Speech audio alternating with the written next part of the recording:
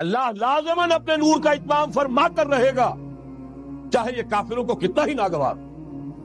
شر کی قوت اپنی چالیں چل رہی ہے، اللہ کی اپنی تدبیریں ہیں۔ جو آخری نتیجہ نکلنے والا ہے وہ کیا ہے؟ خود سنائی مسلمانوں کے سب سے بڑے دشمن کون؟ یہودی اور مشرک۔ پہلی آیت میں یہودیوں کا تذکرہ ہوا، انہیں مشرک نہیں کہا، کافر کہا۔ یہ بات تو ہو کر رہے گی، اور اس کو نوٹ کر لیجئے کہ چونکہ حضور کی بعثت ہوئی پوری نوع انسانی کے لیے، وَمَا أَرْسَلْنَاكَ إِلَّا كَافَّةً لِلنَّاسِ بَشِيرًا وَنَذِيرًا، جب تک پوری نوع انسانی پر اللہ کا دین غالب نہ ہو جائے، اس آیت مبارکہ میں اللہ کا جس فیصلہ کا اعلان کیا گیا ہے گویا کہ ابھی وہ پورا نہیں ہوا، ہونا ہے۔ یہ دوبارہ ایک بہت بڑے پیمانے پر وہ باطل کا گھمسان کا رنگ پڑنے والا ہے۔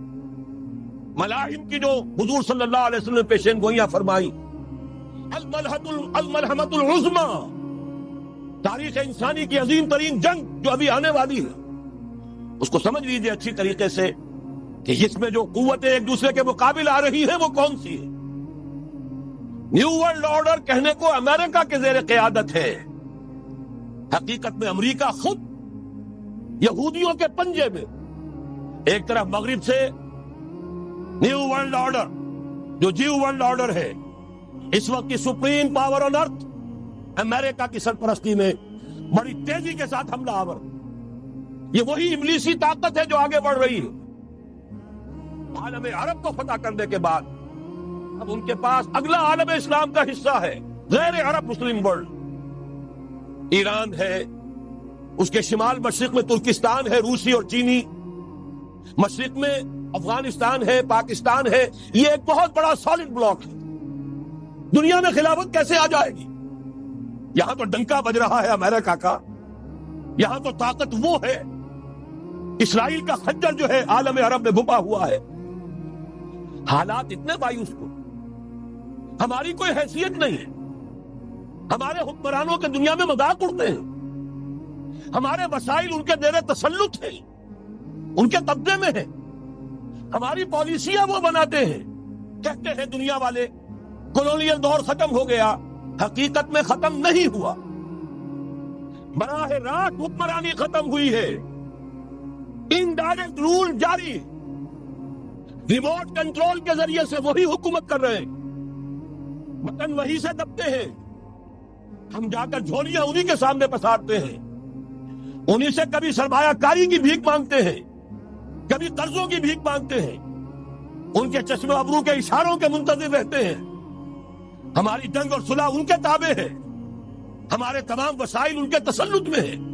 وہ دور ابھی ختم نہیں ہوا، فرق صرف یہ ہے پہلے براہ راست حاکم تھے، آج بالواسطہ حاکم۔ لیکن حضور نے فرمایا صلی اللہ علیہ وسلم یہ دور بھی ختم ہو کر رہے گا۔ آج ہم بیچ میں کھڑے ہیں اس چوتھے دور کے کہ حضور کے قول کے مطابق ملکن جبرین، یا دور ابھی جاری ہے، نصف ختم ہو گیا ہے، نصف ابھی باقی۔ لیکن ایک بات تو بڑی تلخ ہے، ابھی بقیہ نصف میں بڑی قیامتیں گزرنے والی ہیں۔ اسی بقیہ نصف میں وہ مارکا پیش آنے والا ہے، اسی میں وہ ملاحم ہوں گے، اسی میں وہ الملحمۃ العظمیٰ ہوگی، اسی میں دجال اکبر کا ظہور ہوگا، اس میں ہمارے اوپر تکالیف اور مصائب ابھی اور اس کے سائے گہرے ہوں گے، اور کچھ روز فضاؤں سے لہو برسے گا، اور غمناک یہ تاریک اندھیرے ہوں گے۔ لیکن اس کے بعد فرمان نبوت پوری شان کے ساتھ ظاہر ہوگا، ثم تکون خلافت علی منہاج النبوہ، پھر دور آئے گا خلافت علی منہاج النبوہ کا، دوبارہ وہی دور، میں نہیں وہ نظام جو محمد رسول اللہ نے قائم فرمایا صلی اللہ علیہ وسلم، دنیا میں دوبارہ قائم ہو کر۔ میرے کئی دوستوں نے کہا ہو کر رہے گا، میں یقین کے ساتھ کہتا ہوں ہو کر رہے گا۔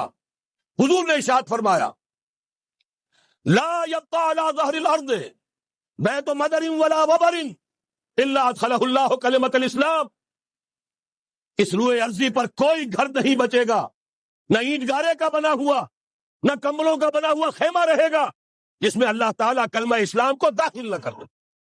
اب اس سے آگے ہے عالم اسلام کا وہ حصہ جس میں میں اور آپ بھی ہیں، یہ غیر عرب عالم اسلام، ایران سے شروع ہو کر پھر افغانستان جو حضور کے زمانے میں خراسان کہلاتا تھا، یہ پورا افغانستان، کچھ تھوڑا سا حصہ ایران کا، کچھ تھوڑا سا حصہ روسی ترکستان کا، کچھ حصہ پاکستان کا، یہ سب حضور کے زمانے میں خراسان کہلاتا تھا۔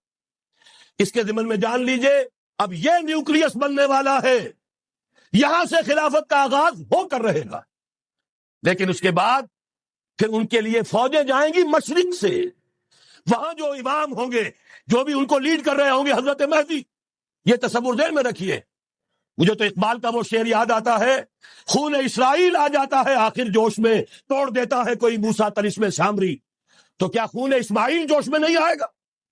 حضرت اسماعیل کی نسل میں حضور، اور حضور کی صاحبزادی حضرت فاطمہ رضی اللہ تعالی عنہا، حضور نے فرمایا میری اس بیٹی کی نسل میں اللہ تعالیٰ ایک شخص کو اٹھائے گا جو اس وقت مسلمانوں کی قیادت کرے گا، دجال سے مقابلہ کریں گے اور اس ملاحم کے اندر قیادت فرمائیں گے، لیکن ان کی مدد کے لیے مشرق سے فوجیں آئیں گی۔ گویا کہ پہلے مشرقی کسی ملک میں یہ نظام قائم ہو چکا ہوگا، کوئی ایسی طاقت وجود میں آ چکی ہوگی کہ جب وہاں بھٹی دہکے گی تو وہاں کے مسلمانوں کی امداد مشرقی ممالک سے جائے گی، اور یہی وجہ ہے یہ سارے ملاحم وہی ہونے ہیں۔ ایسی ایسی بھاری جنگیں، حضور فرماتے ہیں اتنے لوگ ہلاک ہوں گے کہ پرندہ اڑتا چلا جائے گا، اترنے کی جگہ نہیں ملے گی، لاشیں ہی لاشیں ہو۔ افغانستان، کچھ حصہ پاکستان کا، کچھ روسی ترکستان کی آزاد ریاستیں جو ابھی ہوئی ہیں، تھوڑا سا حصہ ایران کا، یہ خراسان بزرگ، دی اولڈ گریٹر خراسان، یہاں سے فوجیں چلیں گی، سیاہ علم برآمد ہوں گے، اور کوئی طاقت انہیں روک نہ سکے گی، ان کا منہ پھیر نہ سکے گی، یہاں تک کہ وہ ایلیا حضور کے زمانے میں یروشلم کا نام تھا، یہاں تک کہ ایلیا میں جا کر نصب ہو جائے۔